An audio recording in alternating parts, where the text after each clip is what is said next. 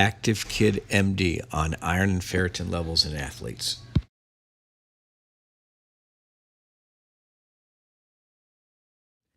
I'm Dr. Chris Katurus with Active Kid MD. In working with young athletes from elementary school through collegiate athletes at Cal State Fullerton and our U.S. Olympic volleyball players, I often get a lot of questions about iron and also ferritin. Many people come in and ask, how important are these things and what exactly is ferritin? We know iron is vital for the body function when you exercise. Iron helps transport oxygen from the lungs to working muscle, so without sufficient iron, you're not going to be able to exercise to your highest capability. Ferritin is iron store. It helps keep the iron balance in the body and is utilized when the body needs to make more red cells to transport oxygen. Now, before we get into the discussion of iron and ferritin, I don't want you leaving here thinking that these are the only things you've got to worry about. You could be doing the right things and getting plenty of iron and enhancing your ferritin levels, but if you're not getting enough calories, not getting enough protein, not getting enough sleep, this is not going to help out. So take into account all these different factors, and let's learn a little bit more now about iron and ferritin.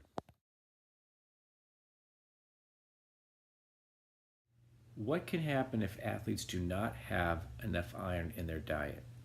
Often we may see concerns about performance both in the classroom and also in either competition or training. They may be slower to finish workouts, they feel more fatigued, and their performance is not up to the previous standards. We also may see athletes who will come in feeling short of breath, feeling dizzy, or just feeling out of it. Now, there are other reasons why these things happen, so if an athlete is experiencing these concerns, by all means they need to be evaluated by a medical professional.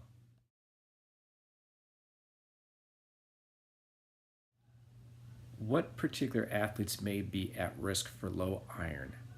We look at athletes who have diets that may not have enough iron, either through choices to be vegetarian, vegan, or reducing calories. This especially is reduction in calories of high iron sources like red meat, dark chicken, red fish, beans, eggs, or peanut butter. We also know heavier athletes who pound when they run can break down red cells in their feet. This can cause low iron stores. Also, athletes who tend to sweat a lot may lose iron through their sweat. Finally, female athletes might be at higher risk. This is because they have a period that loses iron. Young women often do not absorb iron as well as men do, and often women do not have enough iron in their diet compared to young men.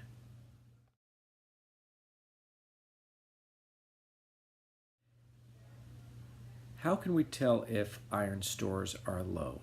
Oftentimes, medical professionals will run laboratory tests, and we look at several different things.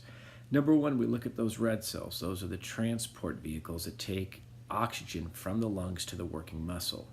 We look at counts called hematocrit and hemoglobin to see if they are particularly low.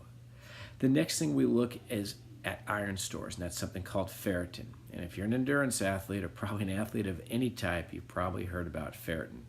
Ferritin is a measure of how much there is iron stored in the body. The interesting thing about ferritin is it can bounce up and down. You get sick, you have an injury, it can artificially get high, and if you're not feeling too great or have low iron stores, it may be low. So it's not always the best way to measure, but it's one of the things that we can utilize. We also want to look at what we call iron saturation. How much iron is there on each red cell as another measure of how the body is dealing with iron. Now, when we get these red cell counts, we get these ferritin levels, and we get these iron saturations, how do we determine which athletes may need to be treated or adjust their iron intake? The easy ones are those that have low red cell counts, low iron saturation, and low ferritin. That's a straightforward iron supplementation situation. Where it gets a little bit more interesting is the athlete who might have low normal to normal red cell counts, normal saturation, but low ferritin. And I think today, if you read over the medical literature, the pendulum is definitely swinging towards supplementing those athletes who have low ferritin, even if they have normal to low normal red iron stores. I have found that often I will ask athletes to have a higher ferritin and also a higher baseline red cell count than their non-athletic counterparts.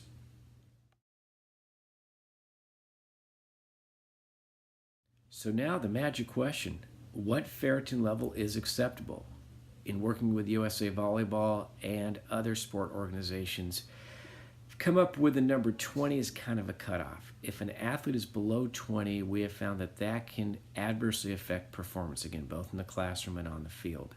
Once you get above 20, we all feel a little bit better. Now, ideally, if we can get athletes in the 30s, the 50s, or 70s, we're feeling even better about the situation. To be honest, some athletes, especially in season, it's tough to get them into the 20s. You get in the 20s, you've done a great job. So I think that's our minimum standard. Ideally, we'd like to get higher, but then again, we're going to take what we can get, especially with an athlete in season. Realize, though, that not every athlete's going to respond at certain levels of ferritin. Sometimes there's individual variation. So this is, again, where working with a medical professional who understands athletics and understands the role of iron can be quite helpful.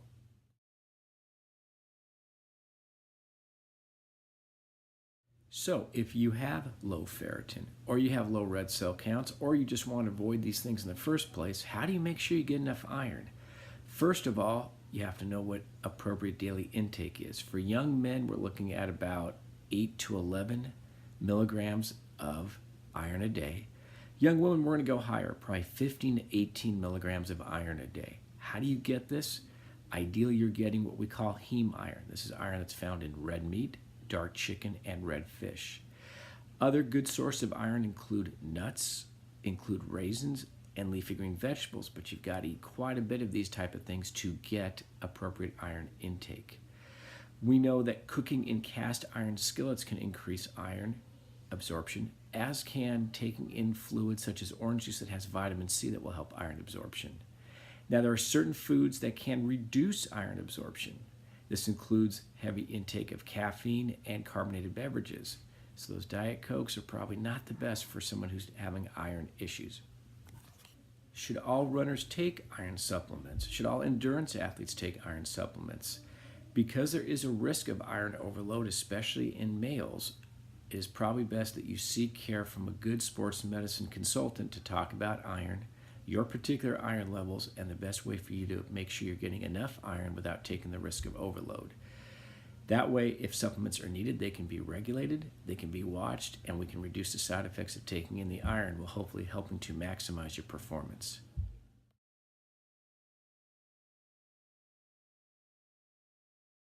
For more information about iron, diet, and other concerns that we discuss on a daily basis with our athletes, please check out the Active Kid MD website and also our social media platforms, and feel free to send questions our way. Thank you.